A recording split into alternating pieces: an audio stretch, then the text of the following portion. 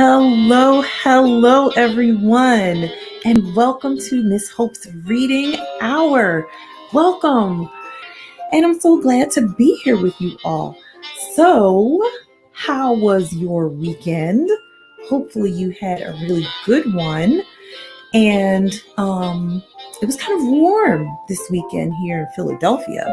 It's kind of warm here, but times are a changing.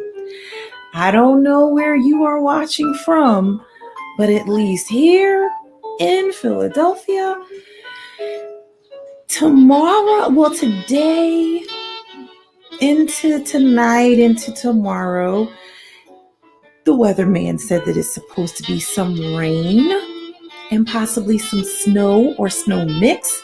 But, old friends, coming on Wednesday, our wonderful Wednesday, there will definitely be some snow. Didn't Miss Hope talk about it last week? Didn't I talk about it and say, hello, Jocelyn, I'm so happy that you're here. Didn't I talk about it last week? That there may be some snow? But unfortunately, my friends, if you are doing virtual school, there will probably be no snow day, okay? Maybe if like the power goes out or something like that, you might have a snow day. But other than that, we are home, friends, and there will be no snow day unless there's a power outage. But I'm glad there's going to be some snow. Usually, I don't care about the snow. I'm like, I don't want any snow. But this year, I was like, I think I would like to see some snow. And apparently, we might see quite a lot of it, okay? Possibly 6 to 12 inches. I'm like, whoa. To go from a warm weekend to snow, rain mix to 6 to 12 inches of snow? That's a lot of snow, friends. Anywho, I hope that you had a great weekend and that you were able to rest your eyes from being on the screens, take a break, get away from virtual learning for a little while. Hopefully you were able to do that, hang out with your family and your friends, maybe get outside and get some fresh air, of course, with proper social distancing and wearing masks, okay? So let us get into our marvelous Monday of Miss Hope's Reading Hour, okay? So I got a shipment of some books and I'm going to read one today, one of the new books. I was like, I have to get some new books. Especially for this time of year and for our 12 days of donations. We are now on day number 8. We started last Friday and we are now already on day number 8 of 12 days of donations, okay? So our donations will be going to, if you so feel you want to give donations, and hopefully you will find it in your heart to give any little bit that you can, or any lot bit. Hey, I'm not going to hold you to anything. My young ones, you also can give as well, okay? So anything that you have to give, it will be given to, who is our organization today? Up here, Youth Services, Inc. Specifically, the Youth Emergency Services Center here in Philadelphia. I have some personal experience with them as well. So I would like to tell you some information about Youth Emergency Services. So it was founded in 1976. I keep telling you, in the 50s, 60s, 70s, a lot of these organizations were founded. Founded in 1976, Youth Emergency Service offers immediate housing and respite to youth facing housing insecurity, or who are unable to safely live with families. YES provides a safe, supportive environment, on-site medical care, education support, youth-centered activities, links to resources, and support to continue in school and get reconnected. Older youth are walking distance from the Achieving Independence Center. Yearly, YES provides these support services to more than 400 adolescent boys and girls between the ages of 12 and 17. Youth can refer themselves through the formal child welfare system.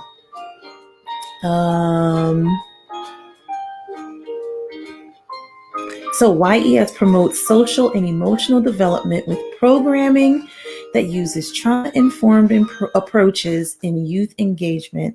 Youth are provided opportunities to build skills that can prove useful on their journey towards stability and success. So that is just a little about YES, Youth Emergency Services. I have personal experience with them because I have actually encountered youth while I have been working for the School District of Philadelphia who had been through YES, and I've also volunteered there. Now, we have been talking about food insecurity and hunger. So why am I bringing up YES? Well, the way in which we have volunteered with different organizations I've volunteered with is when we go to volunteer, we don't just go to volunteer and talk to the youth. We take dinner to them, and I mean full dinner. I mean a couple vegetables, some meats, some starches, some cakes and cookies and candies and things. And when there aren't organizations or churches or individuals or civic groups or social groups that do this type of work, going to YES and donating their time and food to give their love to these youth who are usually in very precarious situations, YES has to look for donations to provide all of these services, even the food that these children get to eat because they live there for a spell. They have to provide that for the children. Now, during this time, probably it's really hard for them to welcome donations in because, of course, they want to make sure that all of the children stay healthy who come through their doors, and they don't want any infection, no coronavirus to come into their doors and infect any of their children or staff. So it's probably pretty tight having to feed those children who come through their doors. So we want to be able to help them. Remember, I told you a lot of times, sometimes seniors are forgotten about. A lot of times people think, especially during this time, a lot about little children. But some of our adolescents, those 12 to 17 or 12 to 21, they need a lot of assistance as well, especially if they are in either dangerous or situations where their parents just can't provide what they need, though their parents may want to. So today, please make your way over to donate to YES through their parent organization, Youth Services, Inc. And how would you do that? I am so glad that you asked. You would go to their website. And their website, oh, I didn't change this. Oops. My friends, give me a moment. I got to change this banner because I had changed it and I think something happened. And oh no. I can't change it. Oh, that's not good. I can't change the banner. So we're going to hide that one. Oh, yes. All right. So now I can fix it. Thank goodness. Give me a moment, friends, because I have to fix this. You know what? Because my computer, right before I came on, I had to cut this off. And so that's what happened. I was like, wait a minute. I know I changed that because I did, because I was preparing for you all, because I prepare for you all every time I come on. Why? Because you're my friends. You're my family. I love you guys.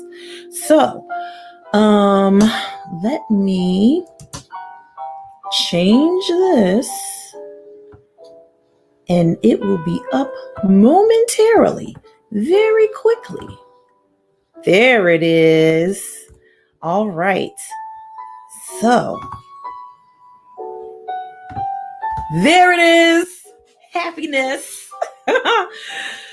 This is what happens in the live internet world. So, you would go to YSI Philly, YSIPHILLY slash, oh no, I'm sorry, YSIPHILLY.org/give-2.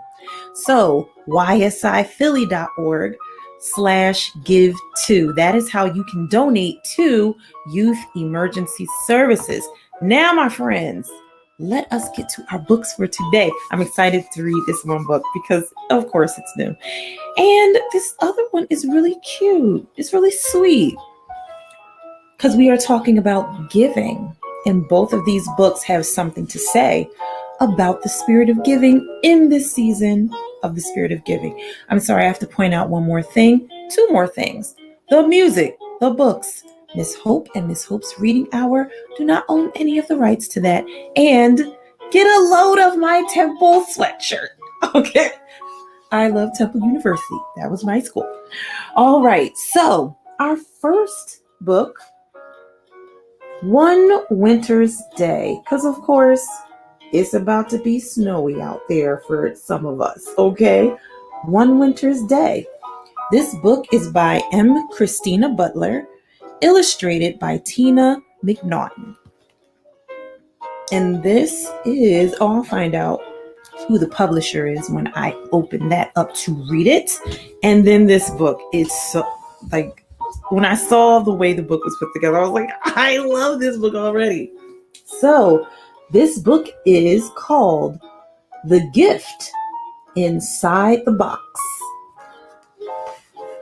To Generous, Thoughtful You. Illustrated, okay, so this is by Adam Grant and Allison Sweet Grant. Illustrated by Diana Schoenbrunn. The Gift Inside the Box. And of course, we still have to find out who is stealing the 12 days of Christmas. We still need to find this out, friends. Who is stealing it? Now, our first book we are going to read, because I'm too excited not to go ahead and read it. Look at the back. It has a flap, like it's a box. It's so cool. All right, so The Gift Inside the Box by Adam Grant and Allison Sweet Grant. This is a Dial Book for Young Readers book. All right, let me sit back a little bit because this is kind of a wide book. So let me sit back a little bit. Okay. Who's going to open me?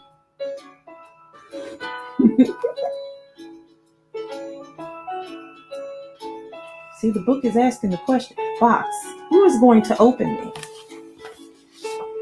Who? Oh, is that for me? I don't think I'd be in the right hands with you. I don't think so.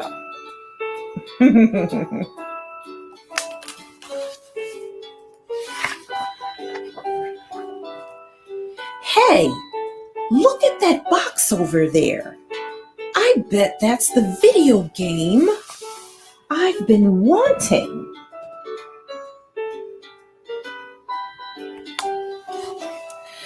Let's press pause on that. I don't think so. The box is like, I'm out of here.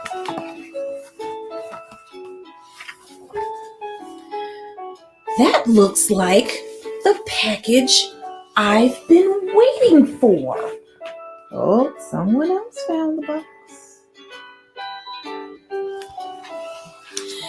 My new remote control car. I've got a dash. He's like, nope, not for you either, buddy.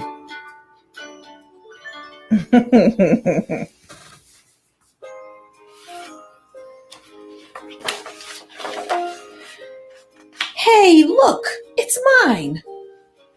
No, it's my box. Uh-oh. Disagreement between the twins. It's for me. This seems like double trouble. He's like, no. I'm out of here. And they're running after the box. They're like, get back here, box.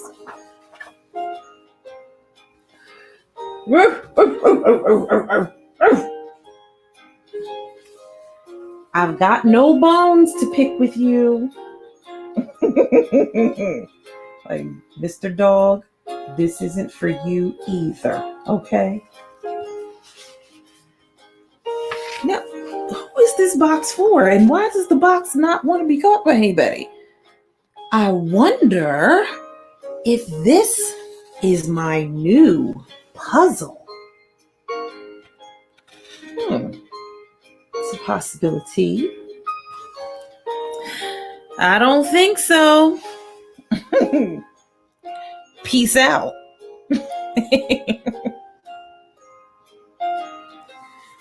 Like, nope, not for you either. Oh, wow. She's got her own band. They seem to be rocking out in the garage. Oh, I bet it's my drumsticks. Ouch! That is not my beat.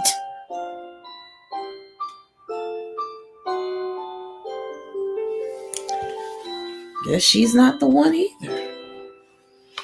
And anyway, whoever thought of the gift looking for the person who gets it? Ah, my new telescope. I can't wait to open it.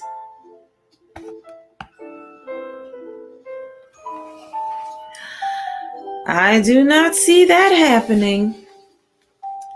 I gotta blast off.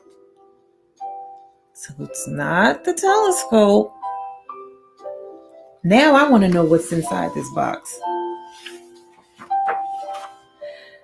That looks just about the size of my new soccer ball. I'm like, okay, if it's a soccer ball, why you gotta kick the box? No way. Time to bounce. So it's not the soccer ball. What is in this box? My building blocks, my tennis racket, my tutu, my hamster, my comic book, my new pajamas. Oh, this box has made the rounds. Let's see if it's any of those things. Mine.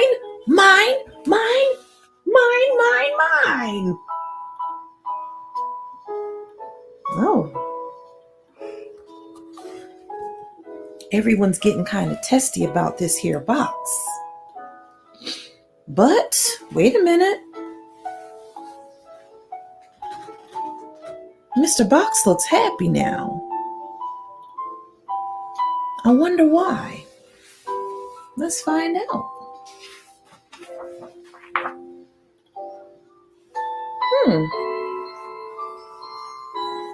Who's this little girl chasing the butterfly?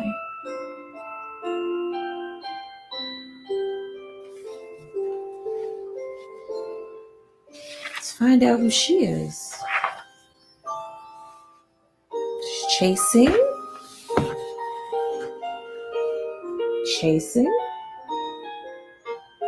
I love butterflies, by the way.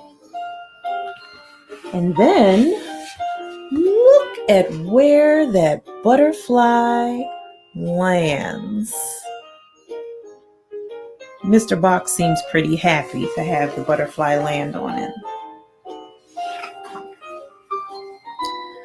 Oh, I bet there's something wonderful in here. I've been looking for the perfect gift for someone special. I would love to give you to... Wow.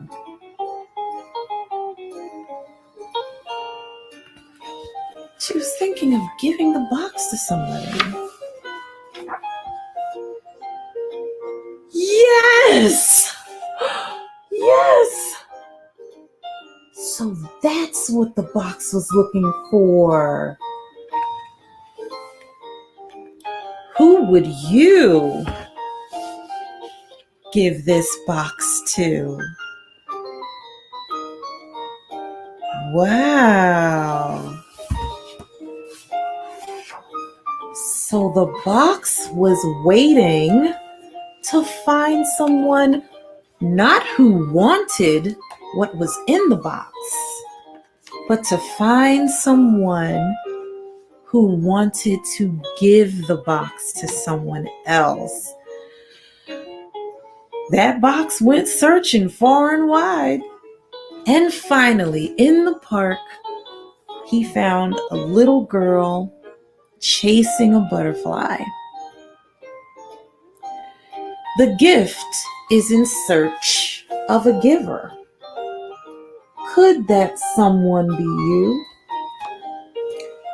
That is a wonderful book. The Gift Inside the Box. Looking for someone who wants to give it away, not just someone who wants to keep it. That is a beautiful story about giving. Because during this time of year, everyone's thinking of, so, wonder what I'm going to get for Christmas or Hanukkah or Kwanzaa. What am I going to get? But sometimes we need to take a pause and think about, what can I give to someone else? And not just the people in our families, not just the people in our houses or our friends, but is there someone out there who is really in need? And how can I help them during this time? That is why we have been doing this 12 days of donations, and we are on day number 8, where if you donate to this organization, Youth Services Incorporated, specifically Youth Emergency Services, that'll be your gift. And not the gift that you were looking for yourself, but the gift that you were looking to give away. So, do you have a gift to give away? Do you have a gift of $1, of $5, of $2, of $100? Whatever the size your gift is, guess what? There will be someone on the other end of it grateful to receive it. Okay? Now, let us get to the next book. One Winter's Day. This book is by M. Christina Butler. You know what's happening again? Remember I told you guys before that Miss Hope sometimes when she's starting to read, her nose starts itching? My nose is itching. Why is it doing it? All right, so this is a Good Books book. That is the publisher, Good Books. And it's based here in Pennsylvania. Look at that. Now, for my young ones, my very young ones, and my parents of young ones, you will like this book before I start it because it is a touch and feel book. It's got like felt fabric throughout the book so you can feel different parts of the book. Okay? Little Hedgehog was making his bed for the winter when a sudden gust of wind blew him off his feet. It took hold of his cozy nest and tossed it high into the air. Oh man. That's no good. You see that snow on the ground? Little Hedgehog trembled as the wind whistled around him, and he wondered what to do. He caught hold of his scarf, hat, and mittens before they blew away, and tried to find shelter under the tree roots. But wherever he went, the wind blew there as well.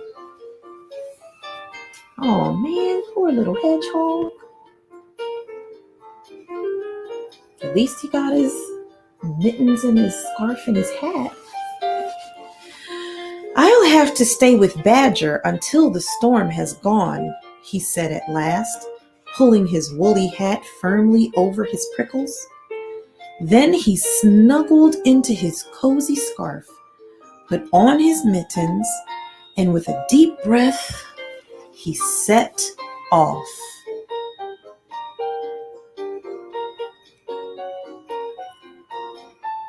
It's a cute hat and scarf, too. You have taste, Mr. Hedgehog. The wind was even stronger in the meadow. Leaves swirled here and there, and snowflakes filled the air.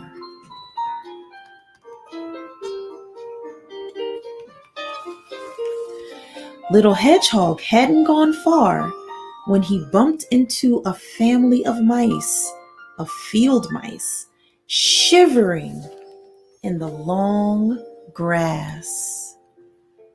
Oh, look at the little mousies. I like picture mice better than I like real ones. You all know Miss Hope. Not a fan of the mice. I've never known such a storm, squeaked Mother Mouse.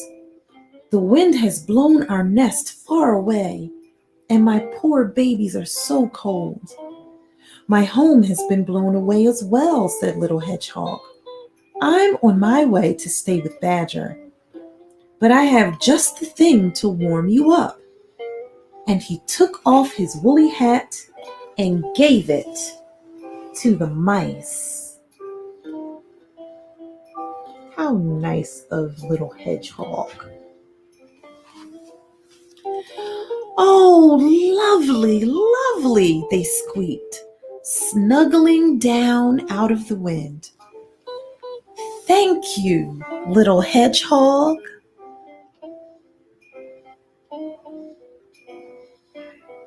That was very sweet.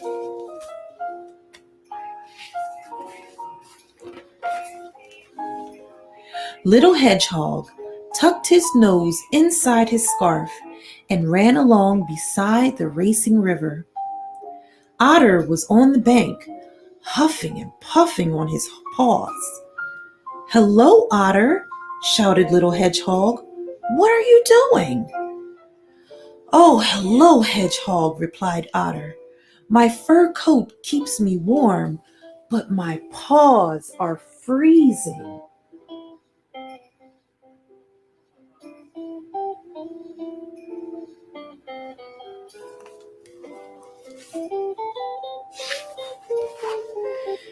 Here, have these, said Little Hedgehog, giving Otter his mittens. They should do the trick. Thank you, Little Hedgehog, said Otter, These are great. But shouldn't you be at home in this cold weather? I have no home anymore, Little Hedgehog replied sadly. The wind has blown it away. And running on, he cried, I'm going to stay with Badger.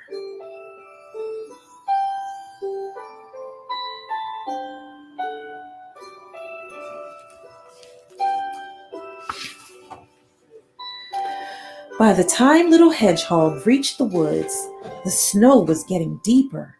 On and on he struggled, picking his way between the snowdrifts as the wind howled around him. Woo! And now it's not just him, it's the mice too. Oh no, well, he left the mice. A mother deer and her fawn were sheltering in the bushes. Oh, Little Hedgehog, why aren't you in your nest in this awful storm? She asked. So Little Hedgehog told Mother Deer about his nest blowing away. But as he spoke, he saw that the little fawn was shaking with cold. Here, take this, he said, giving the fawn his scarf. How kind you are, said Mother Deer. Thank you, Little Hedgehog. That was very sweet.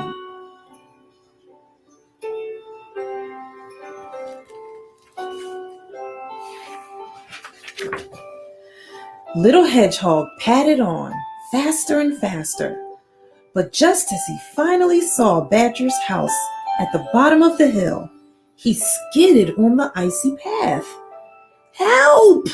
He cried as he went bumping and bouncing through the snow.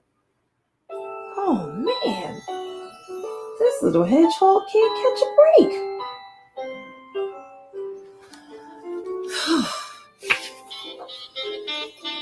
Badger was making tea when he heard a big thud outside. Whatever was that? He cried, dropping his toast. When he opened the door, a prickly snowball rolled in. Gracious me, he said in surprise. It's Little Hedgehog. Well, that kind of happens when you slip on the ice. Badger carried Little Hedgehog to an armchair by the fire and gave him a cup of tea. Little Hedgehog told Badger about his journey through the storm, and then, cozy and warm, he fell fast asleep. I guess so. That was quite a journey. Now you got tea in the fire? Little Hedgehog stayed with Badger until the storm had gone. As they walked to where his house had been, Little Hedgehog was very worried. How can I build a strong new nest if all the leaves and twigs have blown away and there's nothing left? He asked anxiously. I'll help you, said Badger kindly. We're nearly there now.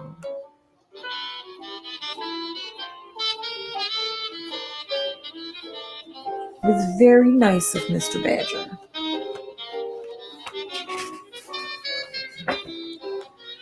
Surprise! Came a cry when they turned the corner. Little Hedgehog gasped in delight. The animals he'd met in the storm had made him the coziest nest he'd ever seen. For the kindest hedgehog in the world, they all cried together.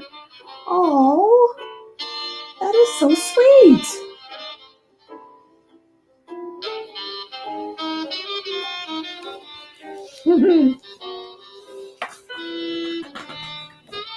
The end. What a beautiful story. One winter's day. So, Mr. Hedgehog helped all of those animals who were struggling in the cold. And then what did they do? They returned the favor. This is the thing that I really like about this story. Because Mr. Hedgehog had just lost everything. Everything. Okay? But even in his loss, he gave what little bit he had to help someone else. Now, we have to be honest.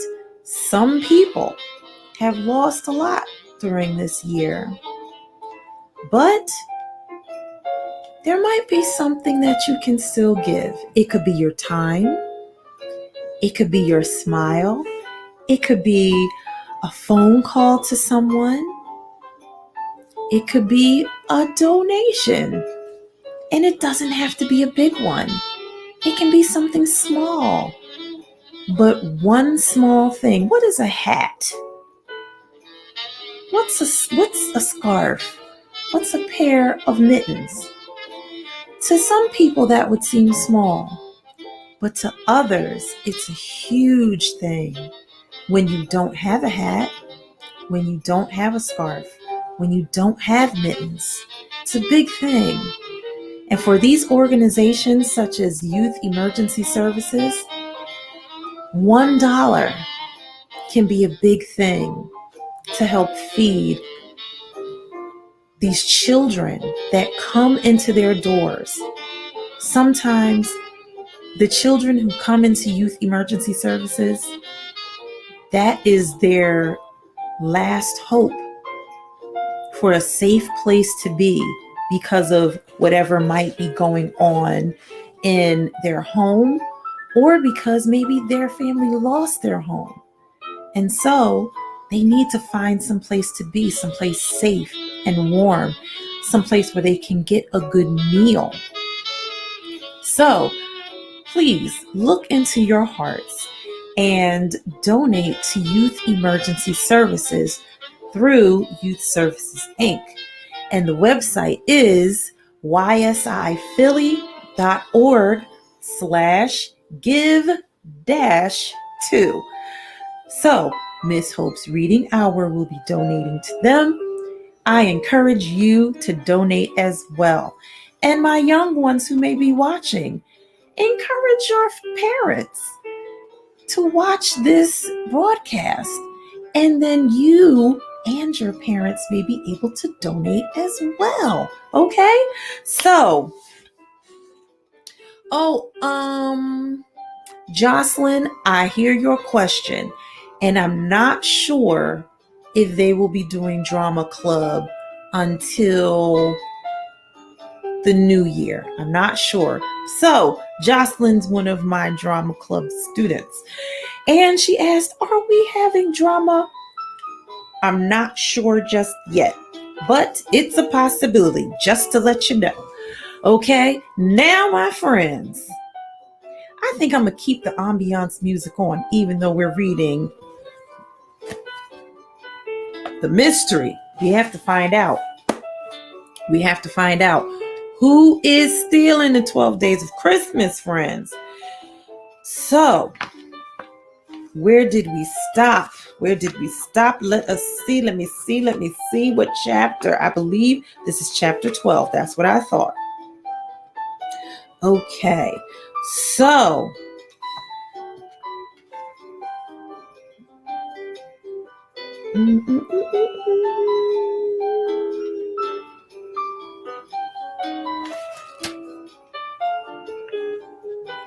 So, where we are is that Yasmin and Alex, they went to Bub's house again because Luau, with his balled up paws, was like, listen, Bub, it's time for me to come in. It's time for us to watch our shows. Okay. But come to find out, Bub has a niece that seemingly he is helping get through college. And there's someone else in the town who makes deliveries that he helps as well. Bub is not the crotchety old man everybody thinks he is. But Yasmin, of course, could not go into Bub's house to get soup because Yasmin's mom was like, you don't go into that man's house. Okay. So Alex, he respected the fact that she couldn't go in and they had to leave. So they leave and Yasmin says, listen, I have to go home because I'm supposed to babysit my little brother. My mom's going to kill me because I'm almost late. But don't do any detecting without me. And Alex was like, don't worry about it because I really don't care about being a detective right now. Okay? Don't worry about that. But apparently, he can't stop thinking about the mystery. So he talks to his dad. And his dad says to his dad, Dad, Bub is not as bad as we thought he was, but Luau, our cat, is like, he wants whatever is in his tub. What is in his tub? And he's like, I have no idea. So that is where we are. Because remember, there's something in Bub's tub that Luau really wants to get to all the time, but he can't. And we don't know what it is. Again, something else we don't know. We don't know if Billy's grandma really had ever been to the toy store. We don't know who robbed the toy store. We don't know who took all the mice. We don't know if the robbery was real. We don't know who was stealing the ornament, the decorations from the 12 days display. We don't know who came back with some of the decorations, but they had different tags on them. We don't know. Anywho, we got to get back to it because we got to find out. Okay. All right. The rest of chapter 12 from the Who's Stealing the 12 Days of Christmas. All right. Billy Jensen says Bub was in jail once, I said. Dad shook his head. I don't think so. As far as I know, he's just a big, loud, old guy who likes to make soup. No crime in that. I remembered something else about Bub. What does he keep in his bathtub? I asked. The bathtub? Dad laughed. No idea. Why? Whatever it is, Luau wants it, I said. That's why he spends so much time over there. Why not ask Luau? I tried, I said, but he's not talking. That night, I went to sleep early. I guess I hadn't adjusted to the vacation time zone. Next thing I knew, Luau was walking back and forth across my belly. I rolled over, but he meowed. I pulled the covers over my head. He started batting things off my bedside table. The alarm clock, my rock collection, 2 books. Would you cut it out? I said. Go to sleep. But instead, he jumped from the bed to the windowsill. I thought of how he'd been acting lately, Luau, the ace detective. Was he trying to tell me something now? I pushed back the covers, sat up, and looked out my window. It was after 11, so the display lights were off. But I could just make out the geese in the Lee's yard.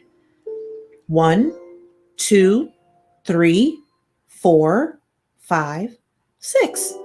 No problem.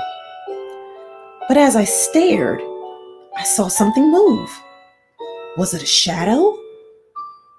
But hadn't it looked kind of, solid?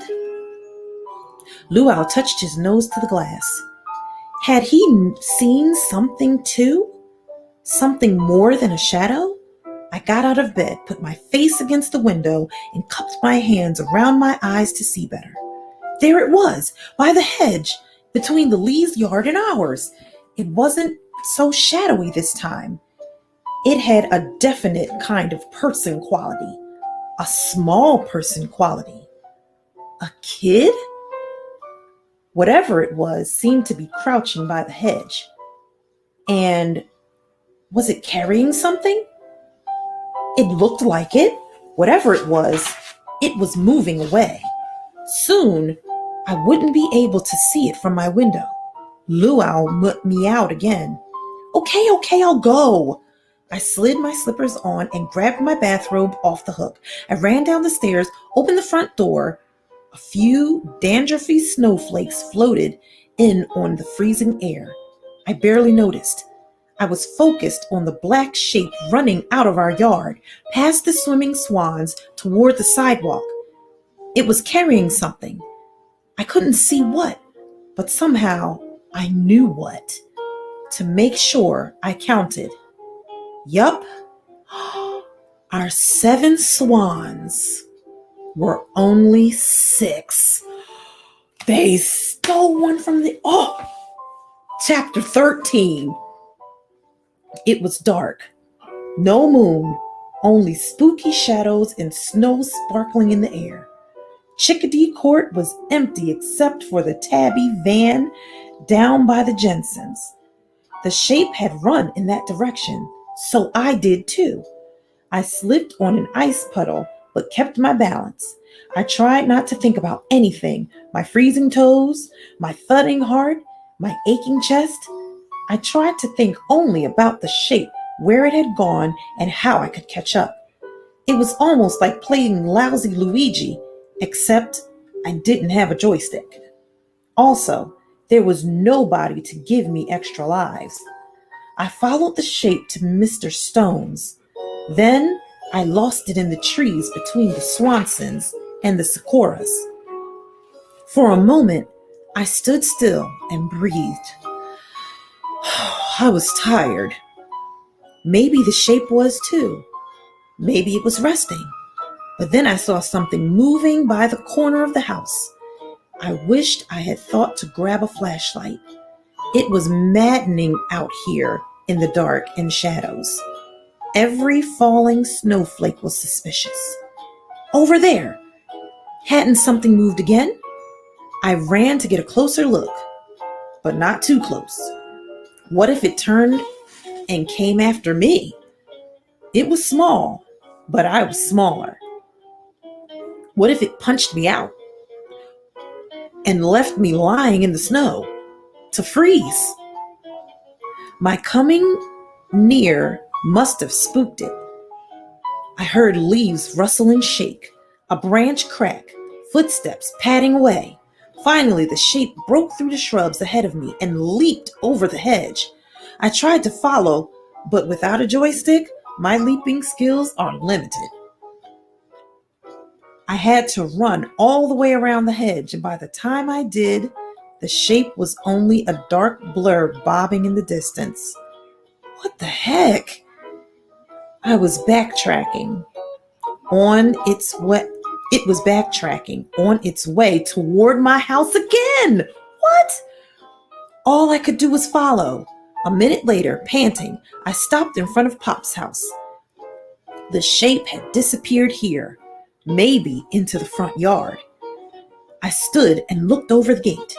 I felt funny about opening the latch and going in, though. Wouldn't that be trespassing? But sure enough, I saw something black bounce up behind the milkmaid, then duck. It was wearing something black to cover its face. A ski mask? So much for not trespassing. I unlatched the gate and pushed it open. I was glad the gate didn't squeak. I ran on tiptoe past the first row of milkmaids. Nobody there. I peered over a milkmaid in the second row. Nothing. Then there it was. Or was it? I looked from maid to maid. They were all alike. Which one did I want? Not this one, not that. I swear I looked behind every milkmaid and behind the cow too. Nothing. I started running back toward the gate, but halfway across the yard, I kicked a bucket. Clank, clatter, clatter.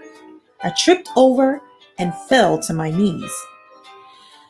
Sure, I had awakened every family on Chickadee Court.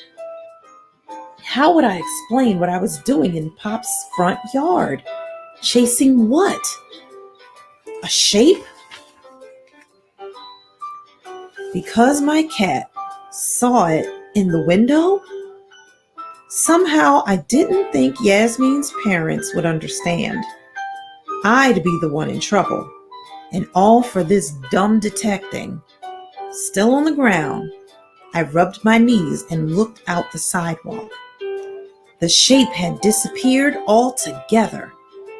At least there was no sound from the house, no lights blinking on. I put my hands down to the ground to help me back to my feet. And what I felt there wasn't frozen grass like it should have been. It was something else. Actually, two something else's. One under each hand. What the? I clenched my fingers around whatever they were. I brought them close to my eyes to see them in the dark. But even before I saw, I knew.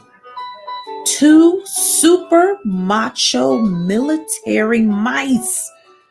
My brain had been zipping along, but now it froze. If there were two, were there more? This was like winning the lottery. Greed took over. I stuffed the mice in my bathrobe pockets and crawled around the frozen front yard feeling for more. Pretty soon, I had found 5 total. They all must have spilled out of the milkmaid's basket. But what were they doing there in the first place? I brushed the area with my hands one more time. No mice. But there was something else. It felt like a rolled up piece of paper. Probably just litter. But I stuffed it in my bathrobe too. I stood up, brushed the damp, dead grass off. 2 seconds ago, I felt miserable. Now, I was so happy. Wasn't this my just reward for running around in the cold, for risking my life and my toes? I deserved these mice. I heard the rumble of a car. Then headlights swept across the pop's yard. I dropped back to my knees, heart pounding again. Maybe I should hide behind a milkmaid. After all, I was trespassing. Plus, now I had these mice in my pocket. I didn't know where they had come from, but I knew they weren't mine. Not really. I also wanted to keep them. The headlights shone into the front yard, into the yard next door, our yard. I couldn't get through the Snyders on the other side. So on my hands and knees, I crept back to the gate, unlatched it, and crawled out onto the sidewalk. In case you ever wondered, frozen ground is hard on the knees. Damp and aching, kneeling on the sidewalk, I tried to decide what to do, where to hide, but suddenly, it wasn't up to me anymore. The car moved. The headlights swung toward me. And then they stopped. No point trying to hide now. I was trapped in the headlights, just like a rabbit. The car door slammed. The headlights stayed on me. I didn't want to think about how ridiculous I must look, kneeling on the sidewalk, snow falling around me, wearing my bathrobe and slippers. I tried to see what was coming, but the headlights blinded me. Another black shape, this one grown-up size, emerged out of the glare. Whoa! Well, I have to stop there, my friends, because if I don't, I will go over time. Once I got to a certain point, I said, you know what, Miss Hope, you better start looking at the timer, because if you don't, you're going to keep reading. Okay? You're just going to keep reading. because now you want to know what's going on. Okay. Because a lot is happening. Okay. So they stole a swan out of Alex's yard. Oh my goodness.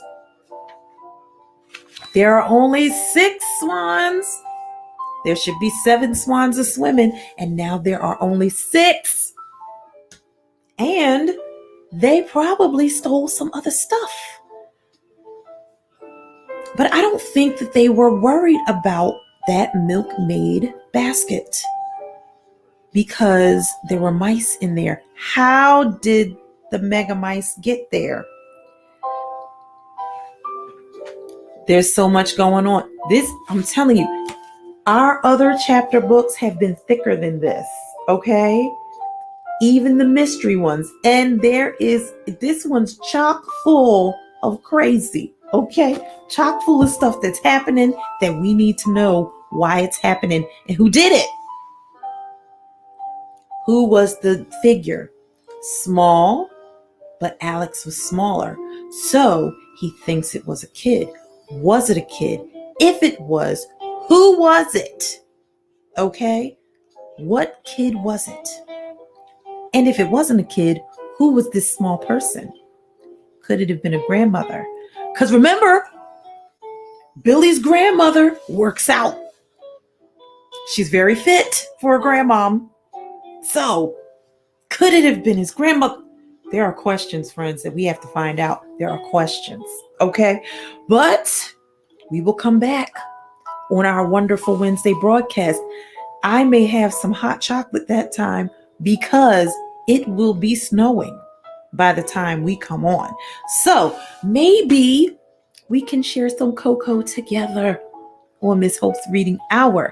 But before we go, just a reminder, on our 8th day of our 12 days of donations. So in this book, people are stealing stuff on those 12 days. On Miss Hope's Reading Hour, we are giving on our 12 days.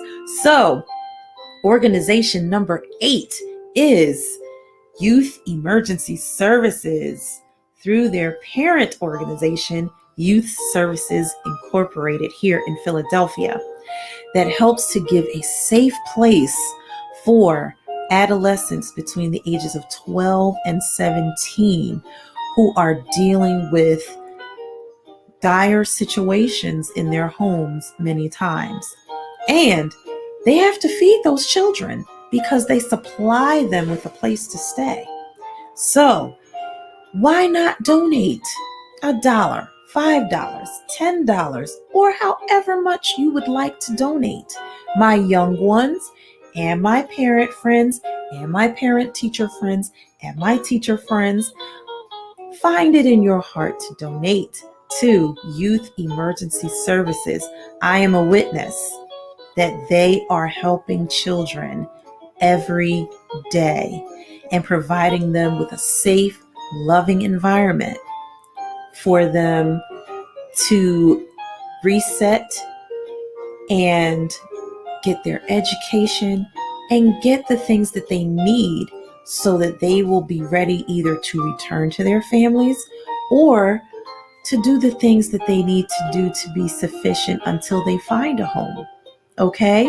So be sure to donate to Youth Emergency Services through their parent organization, Youth Services Incorporated. Okay? So how do you donate? Again, you donate at ysiphilly.org/give-2. Well, my friends, we have come to the end of another Miss Hope's Reading Hour. Thank you so much for being here with me on this 8th day of donations. And I encourage you during this time, think about what you can give. Doesn't always have to be money. Sometimes the most important thing you can give is a smile, a hug, and some love. Of course, the hugging to your family. All right. Until next time.